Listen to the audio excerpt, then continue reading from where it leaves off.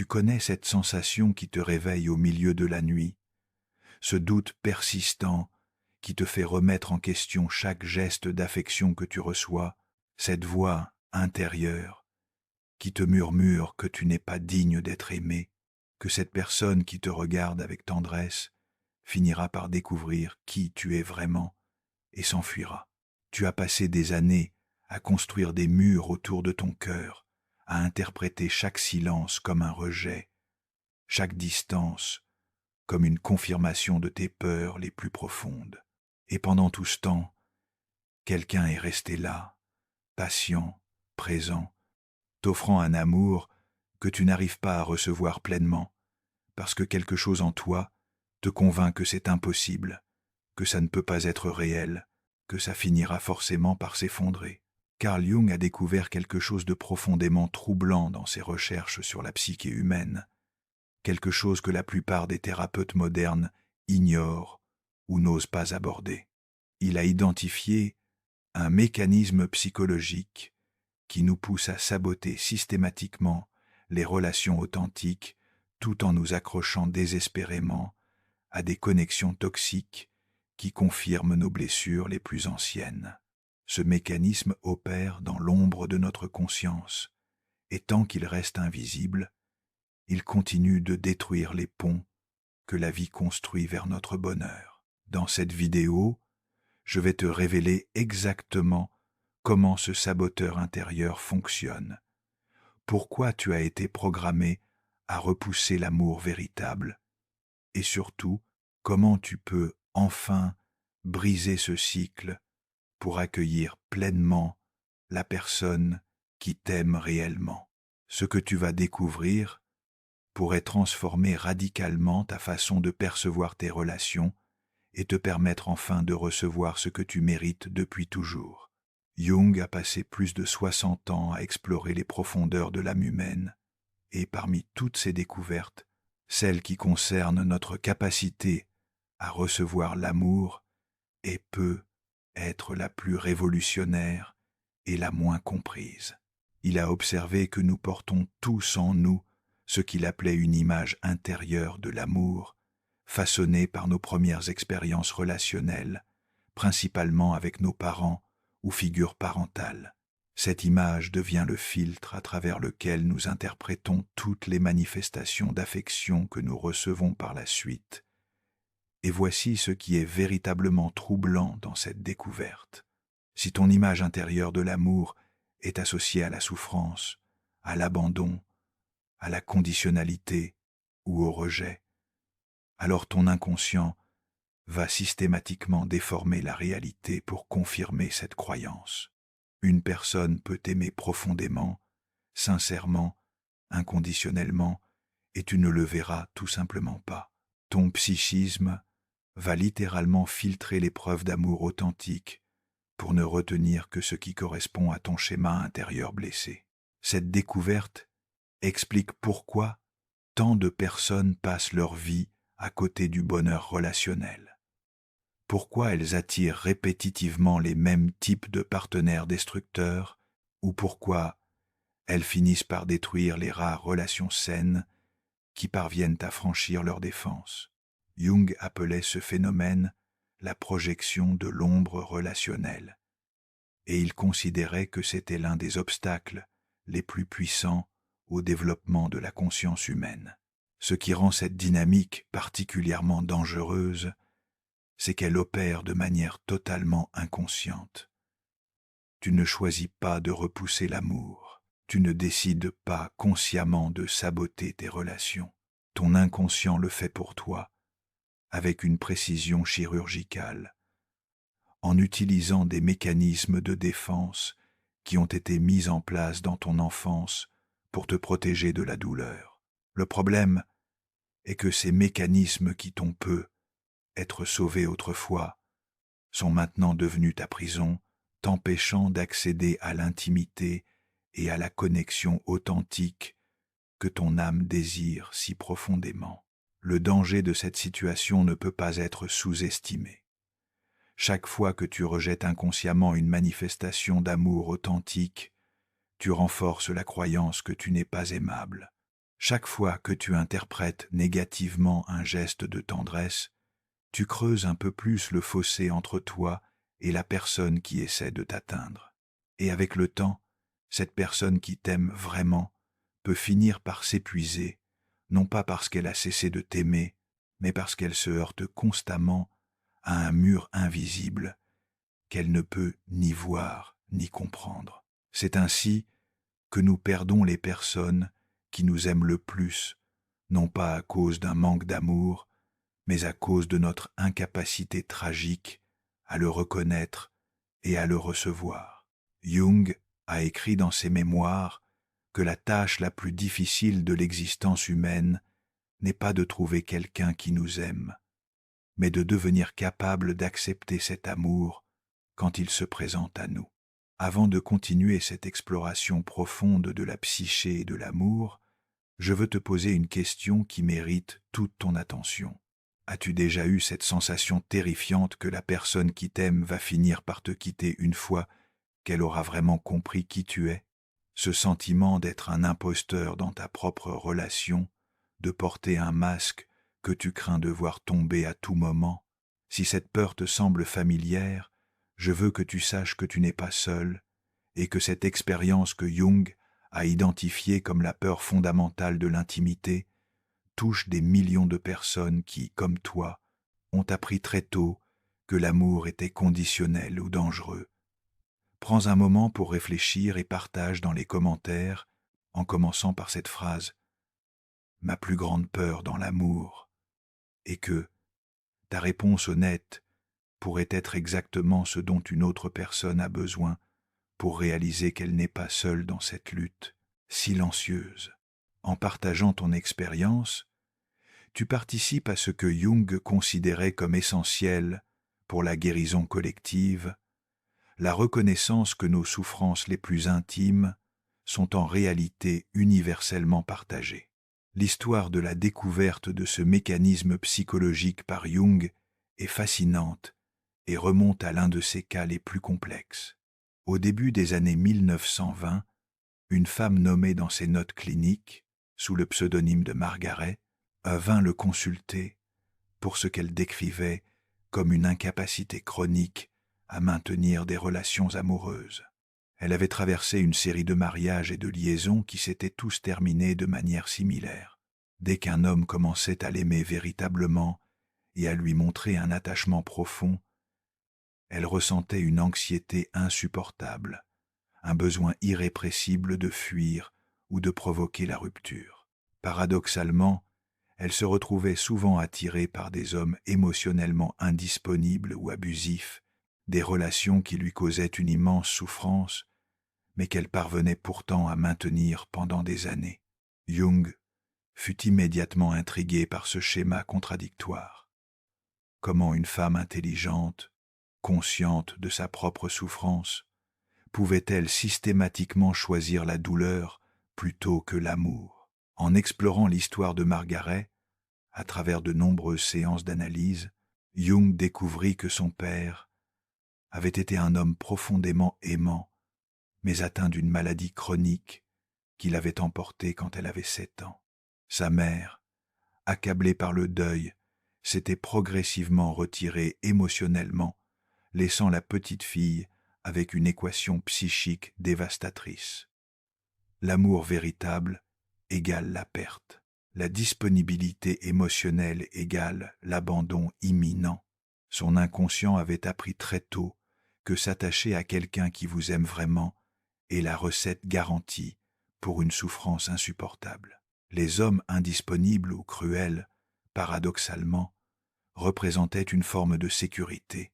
Il ne pouvait pas l'abandonner puisqu'il n'avait jamais été vraiment présent.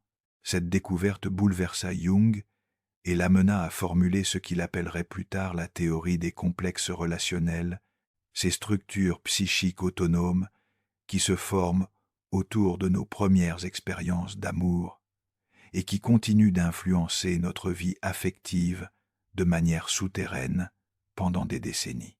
Jung approfondit cette compréhension en identifiant ce qu'il nomma l'anima et l'animus, les images intérieures du partenaire idéal, que nous portons tous en nous.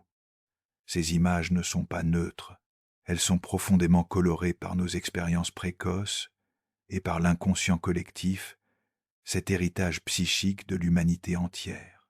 Quand nous rencontrons quelqu'un dans la vie réelle, nous ne voyons jamais cette personne telle qu'elle est véritablement. Nous la voyons à travers le voile de notre anima ou de notre animus, projetant sur elle nos attentes, nos peurs, nos désirs inconscients. C'est pourquoi l'amour naissant est souvent si intense et si aveugle. Nous tombons amoureux non pas d'une personne réelle, mais de notre propre projection. Le véritable défi de l'amour mature, selon Jung, commence quand les projections commencent à se dissiper et que nous nous retrouvons face à un être humain réel, avec ses imperfections, ses contradictions, sa complexité. C'est à ce moment précis que beaucoup de gens fuient, incapables de supporter la désillusion, de découvrir que leur partenaire n'est pas l'image idéalisée qu'ils avaient créée. Mais voici ce que Jung a découvert de plus précieux. Cette désillusion, loin d'être la fin de l'amour, peut en être le véritable commencement. Quand nous cessons de projeter et que nous commençons à voir l'autre tel qu'il est, nous avons enfin la possibilité d'un amour authentique. Un amour qui n'est pas basé sur nos blessures ou nos fantasmes, mais sur une connexion réelle entre deux êtres conscients. Et c'est précisément ce type d'amour que tu es peut-être en train de repousser en ce moment même, parce que ton inconscient ne sait pas comment l'interpréter. L'amour véritable ne correspond pas à ton schéma intérieur blessé. Il ne déclenche pas les mêmes alarmes familières que les relations toxiques. Il peut même te sembler fade, ennuyeux, suspect, et pourtant, c'est peu être exactement ce dont tu as besoin pour guérir. Jung a identifié plusieurs catégories de personnes en fonction de leur façon de se défendre contre l'amour authentique. Et comprendre dans quelle catégorie tu te situes est la première étape vers la libération. Le premier type est celui que Jung appelait le fuyard émotionnel. Cette personne ressent une anxiété intense dès que la relation devient trop intime ou trop stable. Elle trouve constamment des raisons de s'éloigner, des défauts chez son partenaire, des projets qui nécessitent de la distance, des besoins d'espace qui ne sont jamais vraiment comblés. Le fuyard émotionnel a généralement vécu une forme d'envahissement ou d'étouffement dans son enfance, peut être un parent trop fusionnel ou trop contrôlant. Son inconscient a appris que l'intimité est dangereuse, qu'elle signifie la perte de soi. Alors il maintient une distance de sécurité, même avec la personne qu'il aime le plus, créant une frustration immense pour son partenaire qui a l'impression de ne jamais pouvoir l'atteindre vraiment. Le fuyard ne comprend pas pourquoi il fait cela. Il peut sincèrement vouloir une relation profonde tout en étant incapable de tolérer la proximité qu'elle implique. C'est comme s'il avait un pied sur l'accélérateur et un pied sur le frein en permanence, désirant ardemment ce qu'il s'efforce inconsciemment de repousser. Le deuxième type est l'invalidateur chronique. Cette personne trouve systématiquement des moyens de diminuer la valeur de l'amour qu'elle reçoit. Si son partenaire lui dit qu'il l'aime, elle pense qu'il dit cela parce qu'il se sent obligé ou parce qu'il ne la connaît pas vraiment. Si son partenaire fait un geste attentionné, elle l'interprète comme de la manipulation ou de la culpabilité. L'invalidateur a généralement grandi dans un environnement où l'amour était conditionnel, imprévisible ou utilisé comme monnaie d'échange. Son inconscient a appris à ne jamais faire confiance aux expressions d'affection, à toujours chercher le piège caché. Cette méfiance constante épuise les partenaires les plus dévoués et crée une prophétie autoréalisatrice. À force de remettre en question chaque geste d'amour, l'invalidateur finit par pousser son partenaire à effectivement se retirer, confirmant ainsi sa croyance que l'amour n'était pas réel depuis le début. Jung observait que ces personnes portent souvent en elles une forme particulière de honte toxique, la conviction profonde d'être fondamentalement indignes d'amour, ce qui les pousse à disqualifier toute preuve du contraire. Le troisième type est le testeur perpétuel. Cette personne soumet constamment son partenaire à des épreuves inconscientes pour vérifier la solidité de son amour. Elle peut créer des conflits artificiels, se montrer délibérément difficile, repousser les limites de la patience de l'autre. Tout cela pour voir s'il va rester, malgré tout. Le testeur a souvent vécu l'abandon ou l'inconstance dans son enfance. Son inconscient cherche désespérément une preuve que cette fois sera différente, que cette personne ne partira pas comme les autres, mais paradoxalement, plus le testeur met son partenaire à l'épreuve, plus il risque de provoquer exactement ce qu'il craint. Même l'amour le plus solide peut finir par craquer sous le poids de tests incessants. Et quand cela arrive, le testeur ressent une douleur immense, mais aussi une forme perverse de soulagement. Il avait raison depuis le début, personne ne reste. Ce schéma se répète de relation en relation, jusqu'à ce que le testeur prenne conscience de ce mécanisme et choisisse délibérément de faire confiance plutôt que de tester. Le quatrième type est celui que Jung appelait l'autodestructeur relationnel. Cette personne sabote activement les bonnes relations en adoptant des comportements qui garantissent leur échec. Elle peut mentir sans raison, tromper un partenaire aimant, négliger délibérément les besoins de la relation ou créer des situations impossibles qui forcent la rupture. L'autodestructeur agit souvent sous l'emprise d'une culpabilité inconsciente ou d'une conviction qu'il ne mérite pas le bonheur. Dans son monde intérieur, recevoir de l'amour quand on se sent indigne crée une tension insupportable. Détruire la relation, aussi douloureuse que soit cette destruction, rétablit un équilibre pervers où la punition correspond au sentiment de culpabilité. Jung a observé que ce type de sabotage est particulièrement tragique parce qu'il se produit souvent juste au moment où la relation atteint un nouveau niveau d'intimité ou d'engagement. C'est comme si le bonheur lui-même déclenchait un mécanisme d'autodestruction, une incapacité profonde à tolérer la joie de l'amour partagé. Comprendre ces différents types de sabotage relationnel n'est pas un exercice académique, c'est le premier pas vers la transformation. Car, tant que ces mécanismes restent dans l'ombre de ta conscience, ils continuent d'opérer avec une puissance dévastatrice.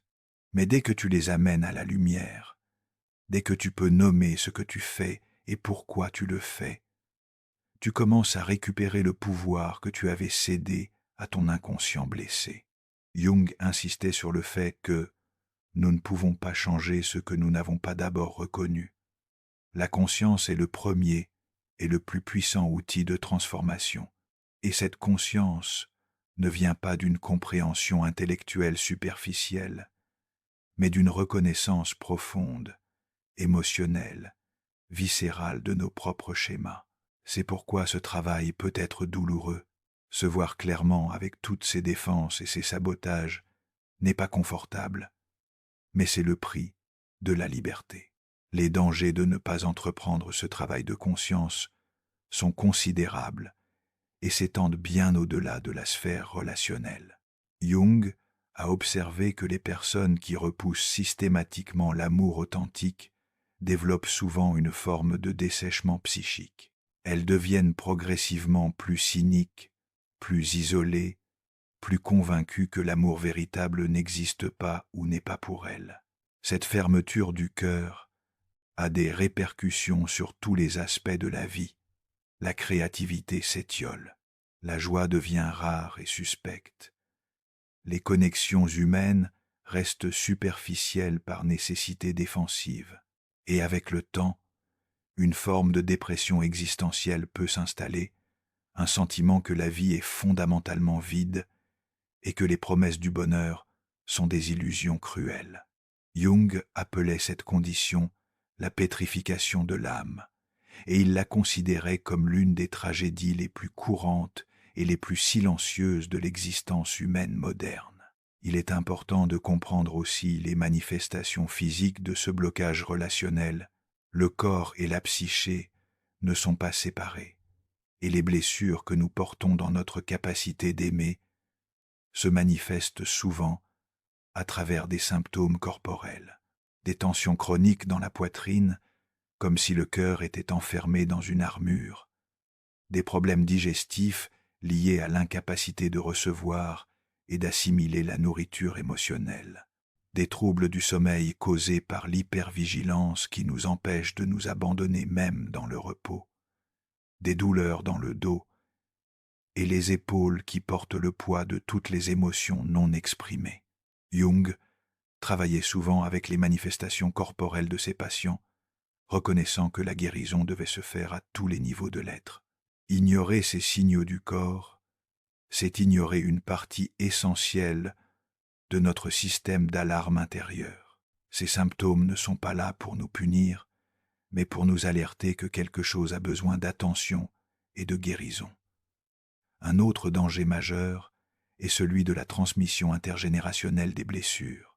Si tu repousses l'amour authentique et que tu construis ta vie autour de relations dysfonctionnelles ou d'un isolement protecteur, tu risques de transmettre ces mêmes schémas à tes enfants, si tu en as, ou aux personnes qui dépendent émotionnellement de toi. Les enfants apprennent ce qu'est l'amour en observant leurs parents. Ils internalisent les dynamiques relationnelles qu'ils voient, même et surtout quand ces dynamiques ne sont jamais explicitement discutées. Un parent qui ne peut pas recevoir l'amour enseigne inconsciemment à son enfant que l'amour est dangereux, inatteignable ou conditionnel.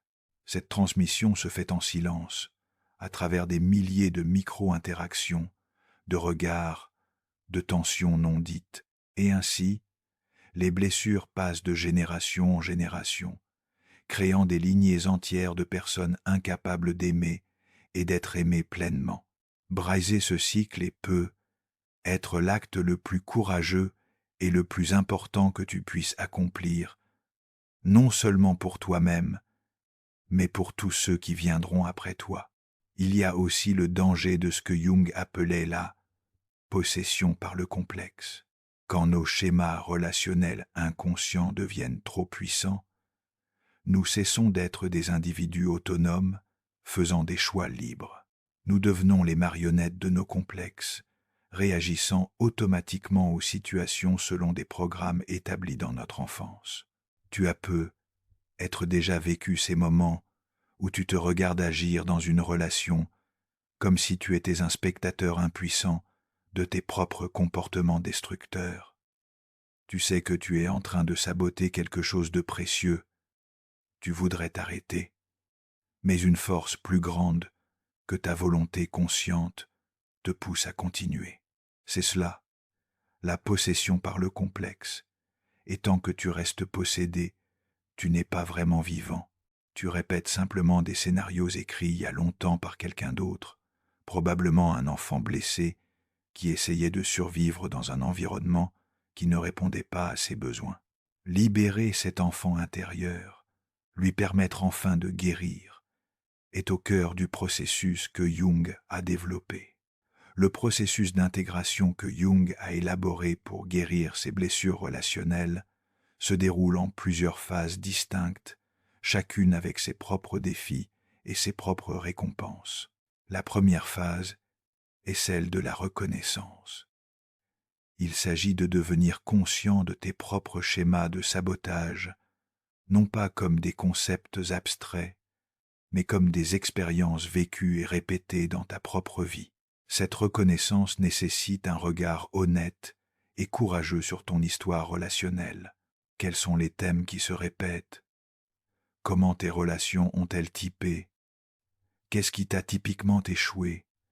Quel rôle as-tu joué, même inconsciemment, dans ces échecs? La plupart des gens résistent à cette introspection parce qu'elle implique de renoncer à la position confortable de victime. Tant que ce sont les autres qui ont tort, tant que tu n'as pas de chance en amour, tu n'as pas à changer. Mais cette position victimaire est aussi une prison. La vraie liberté commence quand tu acceptes ta part de responsabilité, non pas avec culpabilité, mais avec la clarté de quelqu'un qui veut enfin comprendre pour pouvoir transformer. La deuxième phase est celle de l'exploration des origines. Une fois que tu as identifié tes schémas, il est temps de remonter à leur source. Quelles expériences précoces ont façonné ta façon de percevoir l'amour? Qui étaient les acteurs principaux dans l'apprentissage de ce que signifie être aimé ou ne pas l'être? Jung était très attentif à ce qu'il appelait les atmosphères familiales, ces qualités émotionnelles subtiles qui imprègnent un foyer et que l'enfant absorbe comme une éponge. Parfois, ce n'est pas un traumatisme évident qui a causé la blessure, mais une absence, une froideur, une anxiété ambiante qui a coloré toutes les expériences affectives. Cette exploration n'a pas pour but de blâmer tes parents ou de te complaire dans une position de victime de ton passé. L'objectif est de comprendre, avec compassion, comment l'enfant que tu étais a fait sens des expériences qu'il vivait et quelles conclusions il en a tirées sur l'amour et sur sa propre valeur. Ces conclusions enfantines, même si elles sont déformées ou inadaptées, avaient une logique dans leur contexte original. Les honorer tout en les dépassant est l'essence de ce travail. La troisième phase est celle de la différenciation. C'est ici que tu commences à séparer le passé du présent, les figures parentales des partenaires actuels, l'enfant blessé de l'adulte que tu es devenu. Jung insistait sur le fait que nos réactions disproportionnées dans les relations actuelles sont presque toujours le signe que nous confondons le présent avec le passé.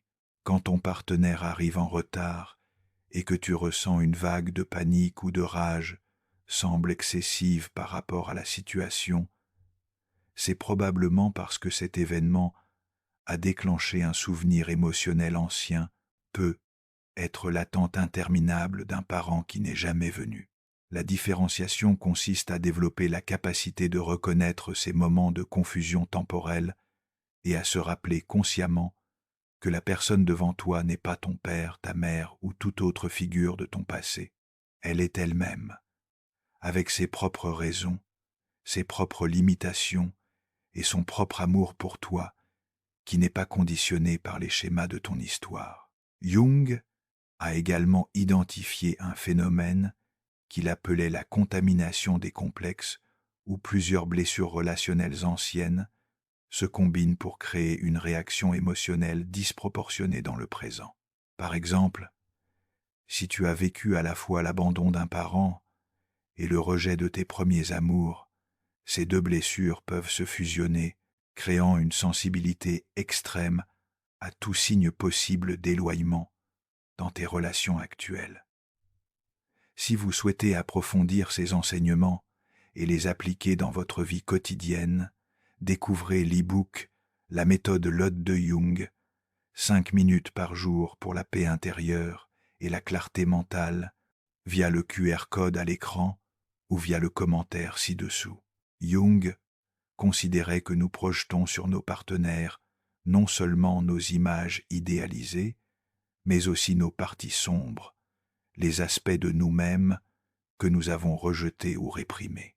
Si tu accuses constamment ton partenaire d'être égoïste, il est possible que tu projettes sur lui ton propre égoïsme inavoué. Si tu le critiques pour son manque d'engagement, peut être que c'est ton propre désengagement que tu refuses de voir. Cette phase implique de récupérer tes projections, de reconnaître que ce qui t'irrite le plus chez l'autre est souvent un miroir de ce que tu refuses en toi-même. Ce travail est particulièrement difficile parce qu'il implique de faire face à des aspects de ta personnalité que tu préférerais ignorer. Mais tant que tu les projettes à l'extérieur, tu ne peux pas les transformer. Et tu continues de choisir ou de créer des partenaires qui incarnent exactement ce que tu fuis en toi-même, dans une danse circulaire qui ne mène nulle part. La cinquième phase est celle de la reconstruction de l'image intérieure de l'amour. C'est peut être la phase la plus mystérieuse et la plus créative du processus. Une fois que tu as démantelé les vieilles croyances blessées, il te faut construire une nouvelle vision de ce que l'amour peut être. Jung utilisait souvent le terme d'imagination active pour décrire ce travail. Il s'agit d'utiliser ta capacité imaginative pour créer de nouvelles possibilités, de nouveaux scénarios relationnels qui n'ont pas existé dans ton expérience passée. Que ressentirais-tu si tu pouvais recevoir l'amour sans méfiance? Comment serait ta vie si tu faisais confiance à la solidité d'une connexion authentique? Cette imagination n'est pas une fuite de la réalité, mais une préparation de l'âme à accueillir ce qui vient.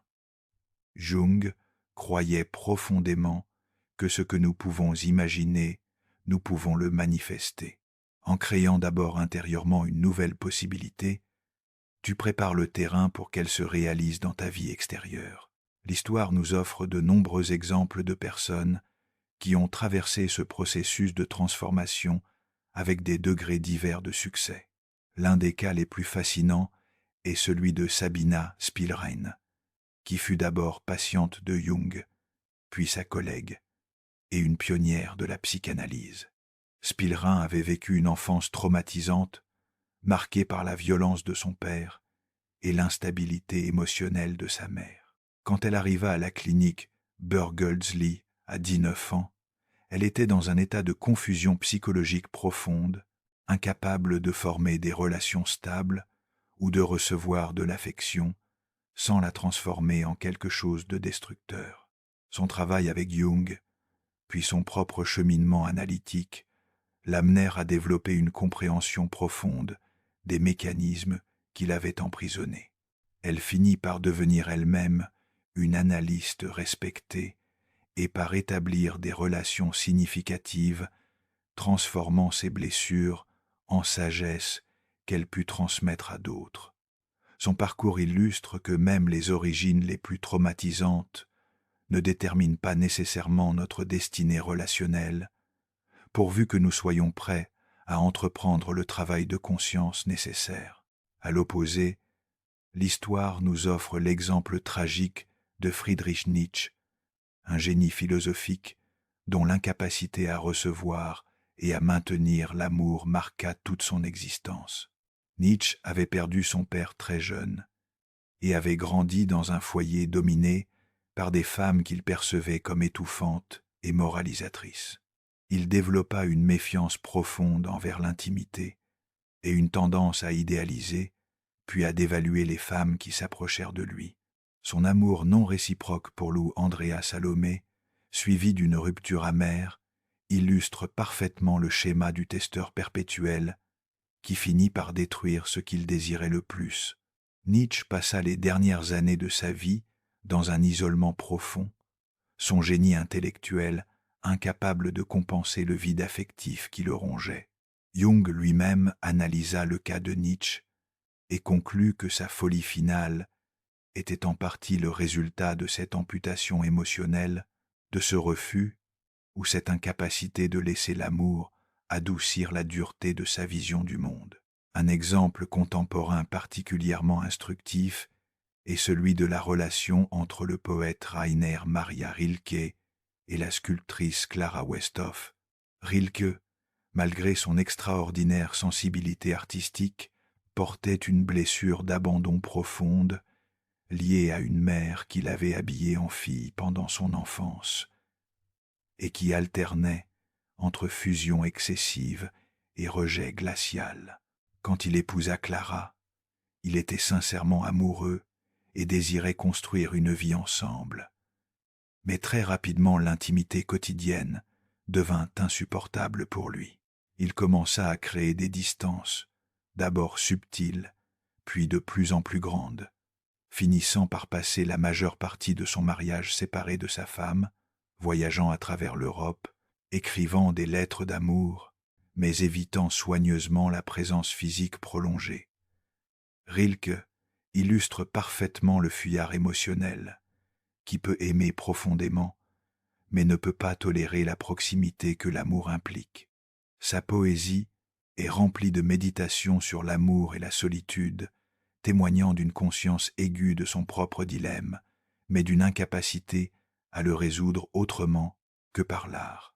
Un autre exemple fascinant que Jung étudiait avec attention était celui de Léon Tolstoï, le grand écrivain russe dont la vie conjugale fut un champ de bataille émotionnel permanent. Tolstoï avait épousé Sophie Bayer avec une passion sincère, mais son incapacité à intégrer ses contradictions intérieures empoisonna leur relation pendant des décennies. D'un côté, il prêchait l'amour universel et le renoncement aux passions terrestres. De l'autre, il était dévoré par la jalousie, le désir et une incapacité à faire confiance à celle qu'il aimait le plus fidèlement.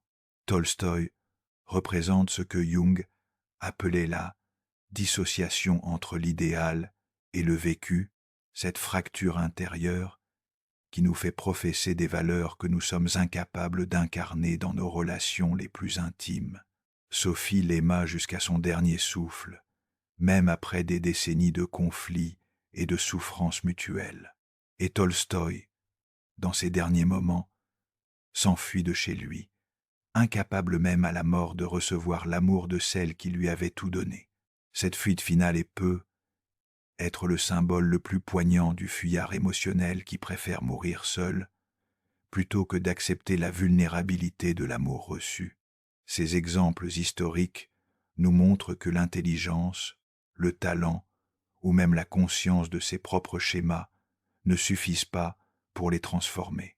Ce qui est nécessaire, c'est un engagement profond et soutenu dans le travail de guérison, une volonté de traverser l'inconfort, de rester présent face à la peur, de choisir consciemment une réponse différente, même quand tout en nous crie de fuir ou de saboter. Jung était très clair sur ce point. La connaissance de soi n'est pas un événement ponctuel, mais un processus continu qui dure toute la vie. Chaque relation nous offre de nouvelles opportunités de confronter nos démons intérieurs, de faire des choix différents, de permettre à l'amour de nous transformer. Et cette transformation n'est jamais terminée. Même les personnes les plus évoluées psychologiquement continuent de rencontrer leurs limites, leurs peurs anciennes, leurs tentations de repli. La différence est qu'elles ont développé des outils pour reconnaître ces moments et pour naviguer à travers eux plutôt que d'être emportées. Le chemin vers la capacité de recevoir l'amour passe par plusieurs étapes de transformation personnelle que Jung a identifiées avec précision. La première étape est celle qu'il appelait la mort de l'ego relationnel. Il s'agit de renoncer à l'image que tu as construite de toi-même dans les relations, ce personnage qui sait exactement comment se protéger, comment maintenir le contrôle, comment éviter la vulnérabilité. Cette mort symbolique est terrifiante parce que l'ego nous fait croire qu'il est notre protecteur, que sans lui, nous serions détruits. En réalité, c'est souvent l'ego blessé qui nous détruit, en nous empêchant d'accéder à une forme de connexion plus profonde et plus nourrissante. Laisser mourir cet ego ne signifie pas devenir faible ou sans frontières. Cela signifie permettre à une forme plus authentique de soi d'émerger, une forme qui n'a pas besoin de se défendre constamment parce qu'elle sait qu'elle peut survivre à la blessure, qu'elle peut être vulnérable et quand même intacte. La deuxième étape est celle de la traversée du désert. Une fois que tu as commencé à démanteler tes anciennes défenses, tu te retrouves dans un espace inconnu et inconfortable. Tu ne sais plus comment être en relation, tes vieux schémas ne fonctionnent plus, mais les nouveaux ne sont pas encore installés. Cette période peut être intensément solitaire et désorientante. Tu peux avoir l'impression de perdre pied, de ne plus savoir qui tu es ni ce que tu veux. Jung considérait cette phase comme essentielle et inévitable. Il l'appelait la nigredo, empruntant le terme à l'alchimie pour décrire cette période de dissolution nécessaire avant qu'une nouvelle forme puisse émerger. La tentation pendant cette phase est de revenir aux anciens schémas, de retourner à la sécurité familière de la souffrance connue, résister à cette tentation, rester dans l'inconfort de la transformation est le travail le plus difficile et le plus courageux de tout le processus. La troisième étape est celle de la renaissance. Progressivement, à travers la pratique consciente et l'engagement répété dans de nouvelles façons d'être, une nouvelle capacité émerge. Tu commences à pouvoir recevoir un compliment sans le disqualifier immédiatement. Tu parviens à rester présent dans un moment d'intimité au lieu de te dissocier ou de fuir mentalement.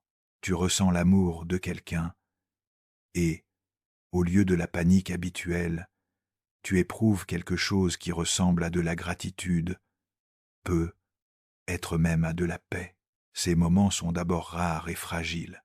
Ils peuvent être suivis de rechutes dans les anciens schémas. Mais avec le temps et la pratique, ils deviennent plus fréquents, plus stables, plus accessibles. Jung décrivait cette émergence comme l'apparition du soi authentique, cette partie de nous qui a toujours su aimer et être aimée, mais qui avait été recouverte par les couches de protection accumulées au fil des années. La quatrième étape est celle de l'intégration durable.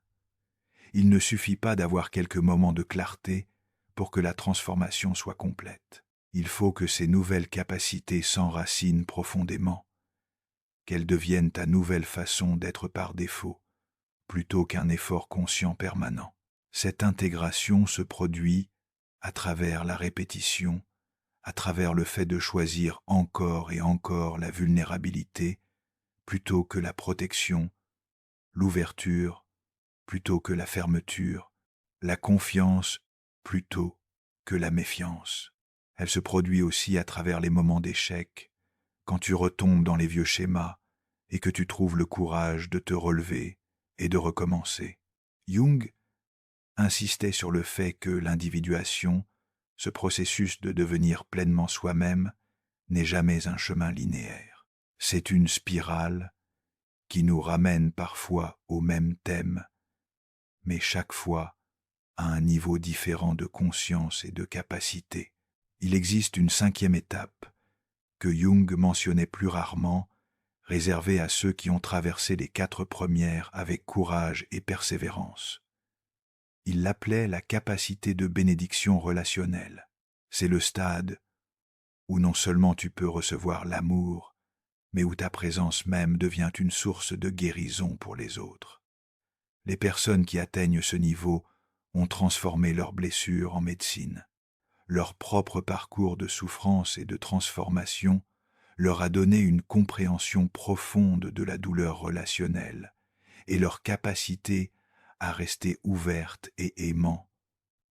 Malgré cette compréhension, crée un espace sûr où d'autres peuvent commencer leur propre guérison. Ce n'est pas un objectif à atteindre par effort de volonté, c'est plutôt le fruit naturel d'un travail sincère et prolongé sur soi-même. Et peut être que c'est ce vers quoi tu te diriges, sans même le savoir encore. Peut être que la personne qui t'aime aujourd'hui est déjà en train de bénéficier de ton chemin de conscience, même si ce chemin est encore en cours, même si tu te sens encore si loin de la destination.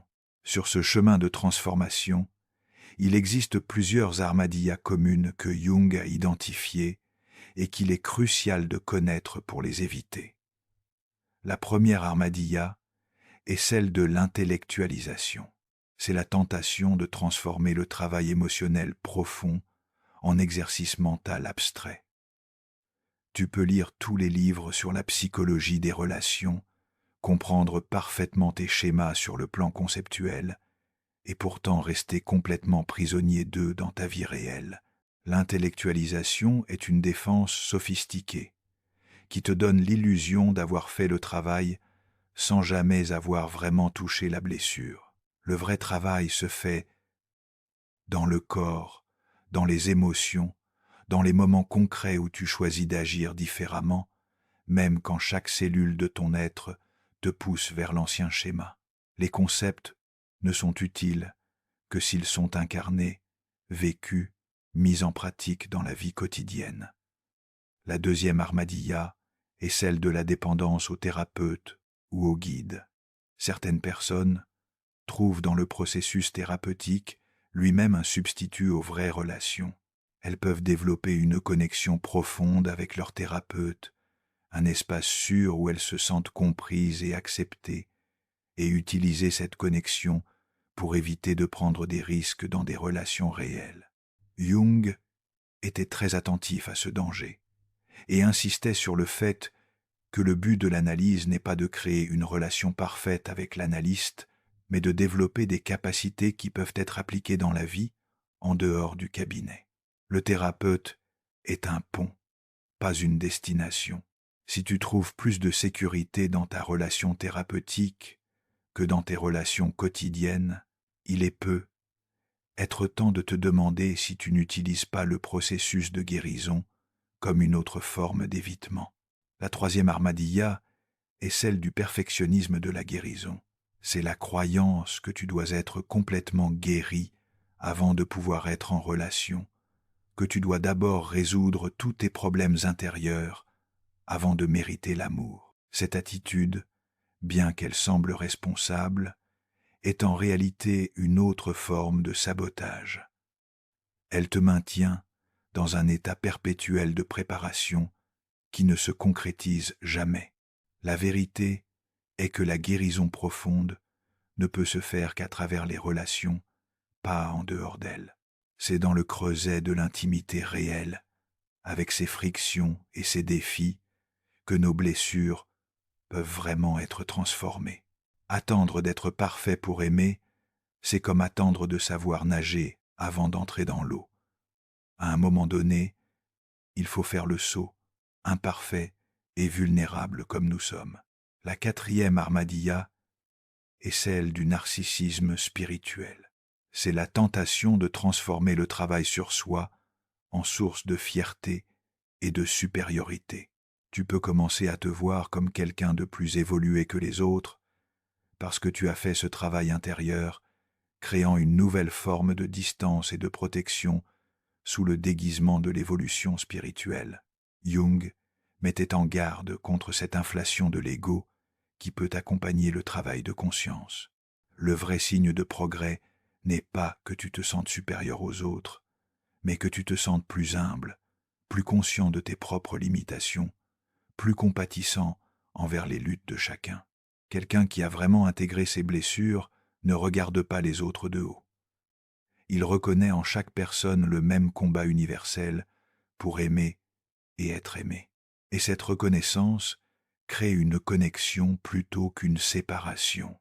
Pour maintenir les acquis de ce travail de transformation et continuer à progresser, Jung recommandait plusieurs pratiques que j'aimerais partager avec toi.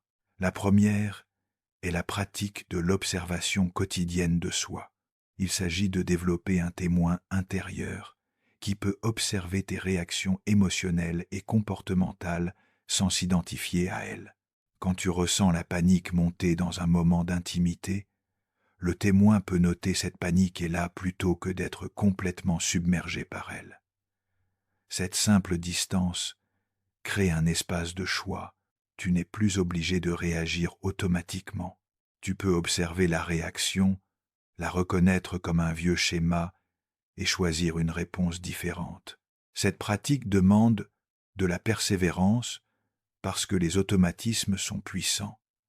Mais avec le temps, l'observateur devient de plus en plus présent, de plus en plus capable d'intervenir avant que le schéma ne se déroule complètement. La deuxième pratique est celle du dialogue avec l'enfant intérieur blessé. Jung considérait que nos complexes relationnels sont essentiellement des parties de nous-mêmes qui sont restées bloquées à un certain stade de développement, généralement dans l'enfance. Ces parties continuent de réagir comme si elles étaient encore des enfants impuissants face à des adultes tout-puissants. Le dialogue consiste à établir une relation consciente avec ces parties, à leur parler intérieurement, à leur offrir la compréhension et la sécurité qu'elles n'ont pas reçues autrefois. Ce n'est pas un exercice imaginaire fantaisiste. C'est une façon de créer de nouveaux circuits neuronaux, de nouvelles possibilités émotionnelles qui n'existaient pas dans l'expérience passée. En devenant le bon parent pour ton propre enfant intérieur, tu commences à guérir les blessures qui t'empêchaient de recevoir l'amour d'un partenaire extérieur. La troisième pratique est celle de la vulnérabilité intentionnelle. Il s'agit de choisir délibérément des moments pour te montrer vulnérable avec des personnes de confiance, même quand tout en toi résiste. Cela peut commencer par de petits gestes, exprimer un besoin, partager une peur, demander de l'aide. Chaque fois que tu prends ce risque et que tu reçois une réponse positive, tu crées une nouvelle expérience qui contredit tes vieilles croyances. Ces expériences correctrices, comme les appelait Jung, sont essentielles pour reprogrammer ton système nerveux. Ton corps a besoin d'apprendre, à travers l'expérience répétée, que la vulnérabilité peut être accueillie avec bienveillance, que l'amour peut être stable, que tu peux t'ouvrir et être aimé pour qui tu es vraiment. Cette pratique doit être progressive et discernée. Il ne s'agit pas de te rendre vulnérable avec n'importe qui, mais de choisir consciemment des contextes et des personnes qui sont capables de recevoir ta vulnérabilité avec respect. La quatrième pratique est celle de la gratitude active pour l'amour reçu. Quand ton schéma est de disqualifier les manifestations d'amour, une façon de le contrer est de te forcer à reconnaître et à apprécier consciemment chaque geste affectueux que tu reçois. Cela peut se faire à travers un journal de gratitude spécifiquement dédié aux actes d'amour, où tu notes quotidiennement les façons dont quelqu'un a montré qu'il t'aime, même les plus petites. Cette pratique contrecarre directement la tendance de l'invalidateur à minimiser ou à ignorer l'amour reçu. Avec le temps, elle crée un nouveau réflexe, celui de chercher et de reconnaître l'amour plutôt que de chercher et de reconnaître son absence. Ce simple changement de focus peut avoir des effets transformateurs sur ta façon de percevoir tes relations et sur ta capacité à te sentir aimé. La cinquième pratique, souvent négligée mais fondamentale selon Jung, est celle de l'attention aux rêves. Nos rêves sont les messagers de l'inconscient, et ils contiennent souvent des informations précieuses sur nos schémas relationnels et sur la direction de notre guérison. Tiens un journal de rêves près de ton lit et note tes rêves dès le réveil, avant que le voile de l'oubli ne les recouvre.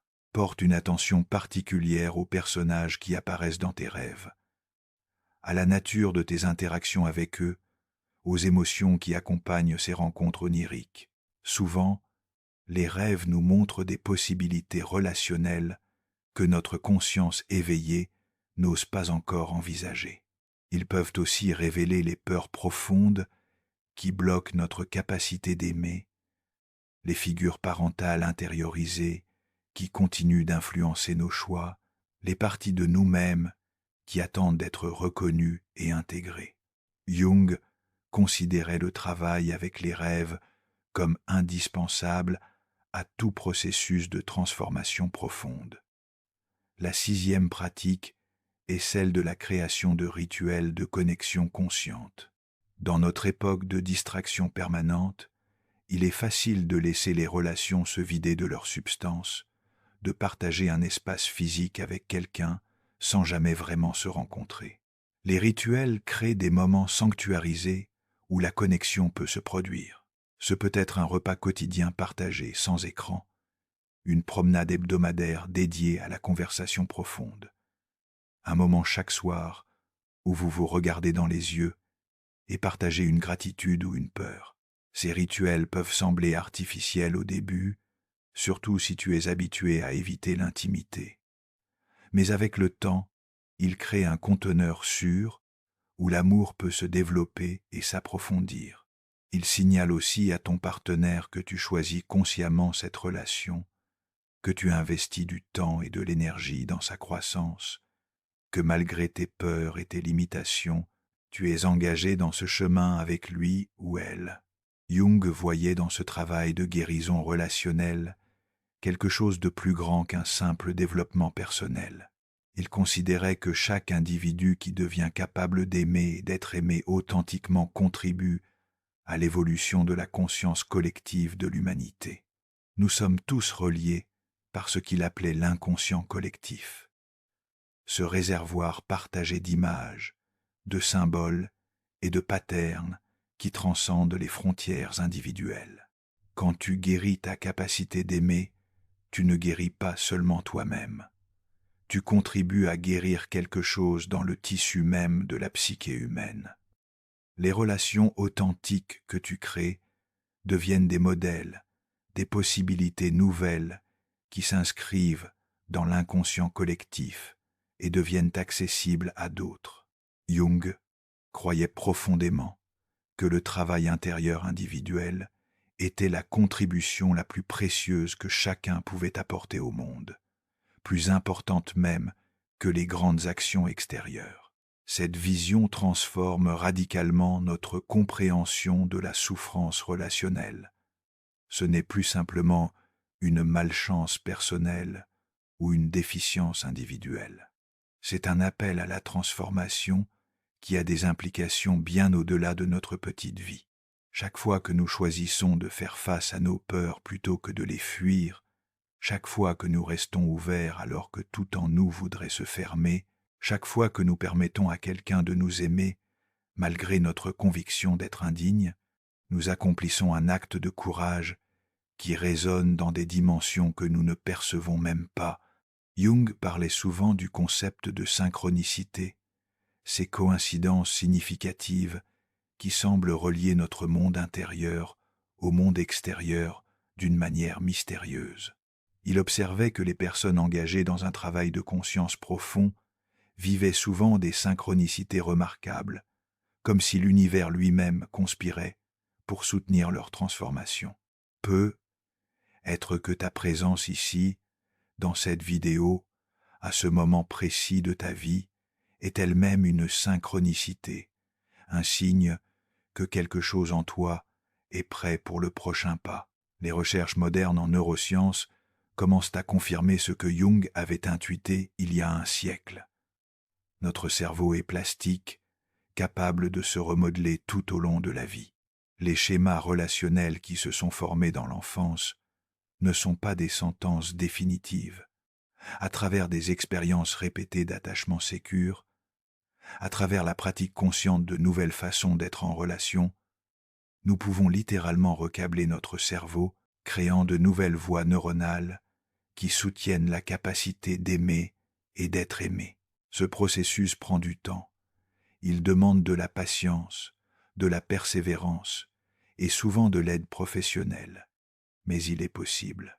Des milliers de personnes ont traversé ce chemin avant toi, transformant leurs blessures les plus profondes en source de sagesse et de compassion.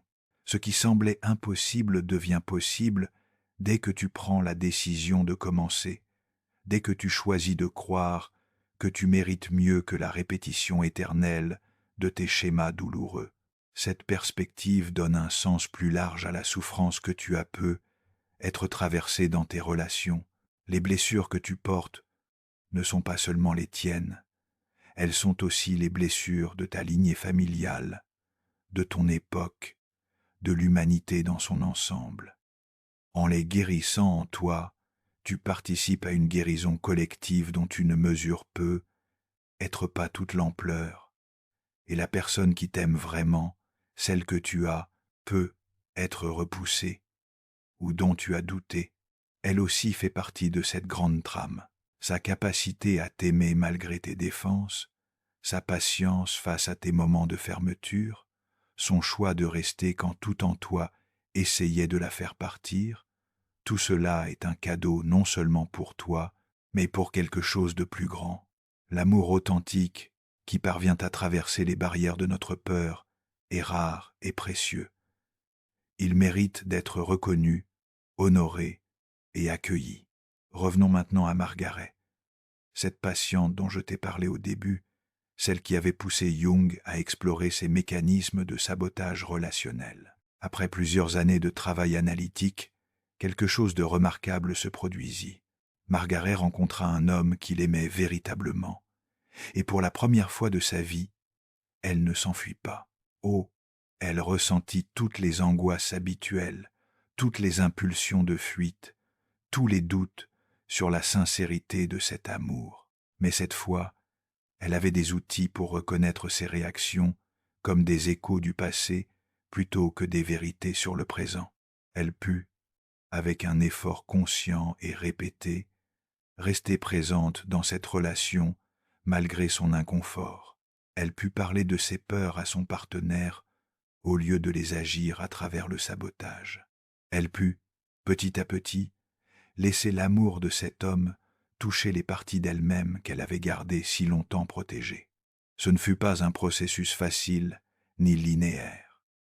Il y eut des rechutes, des moments de doutes intenses, des crises où elle faillit tout détruire, mais elle persévéra, et avec le temps, quelque chose d'étonnant se produisit.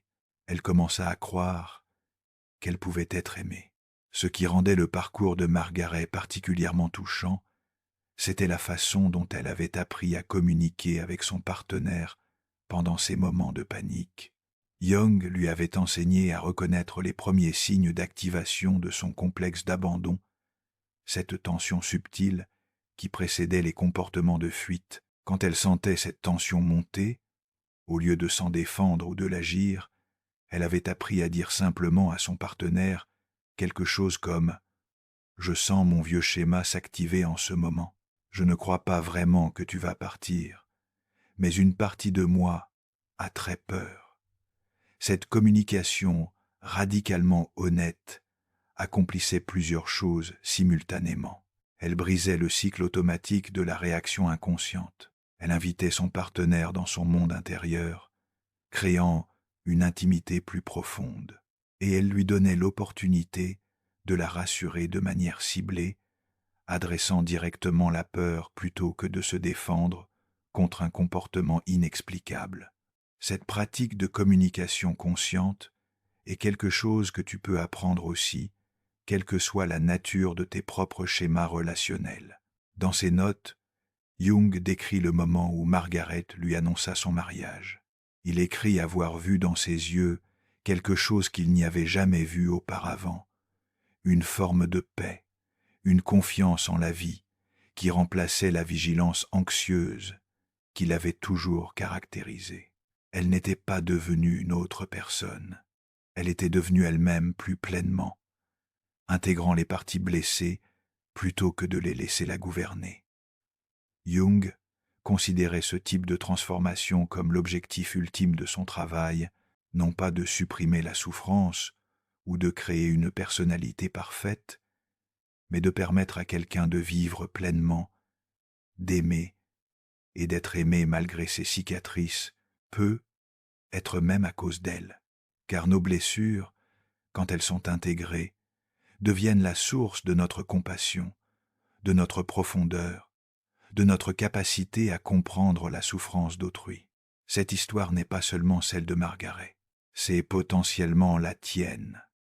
Quelque part dans ta vie, il y a peu, être quelqu'un qui t'aime vraiment, dont tu as douté, que tu as peu, être repoussé, que tu as peu, être failli perdre à cause de tes propres mécanismes de défense.